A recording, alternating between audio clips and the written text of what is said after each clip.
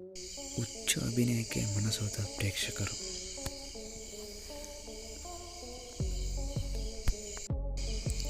ಕಿಚ್ಚ ಸುದೀಪ್ ಅವರು ಹುಚ್ಚ ಸಿನಿಮಾದಲ್ಲಿ ಹುಚ್ಚನ ಪಾತ್ರವನ್ನು ಅಚ್ಚುಮೆಚ್ಚುವಂತೆ ನಿರ್ವಹಿಸಿದರು.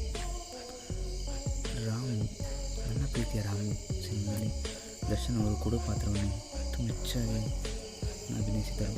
ಅನಾಥರು ಸಿನಿಮಾದಲ್ಲಿ ಹುಚ್ಚರಂತೆ ನಟಿಸಿದ ಉಪೇಂದ್ರ ಅವರು ಪ್ರೇಕ್ಷಕರ ಮನಗೆದ್ದರು. ಕವಚದಲ್ಲಿ ಡಾಕ್ಟರ್ ಶಿವರಾಜ್ಕುಮಾರ್ ಅವರು ಕುರುಡರಂತೆ ತನ್ನ ಪಾತ್ರದಲ್ಲಿ ನಟಿಸಿದರು.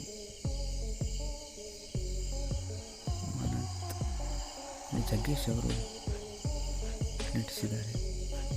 ರಾಜ್ವಿ ಶೆಟ್ಟಿಯವರು ಅವರ ನಟನೆಯ ಮೂಲಕನೇ ಹೆಸರಾಗಿದ್ದಾರೆ.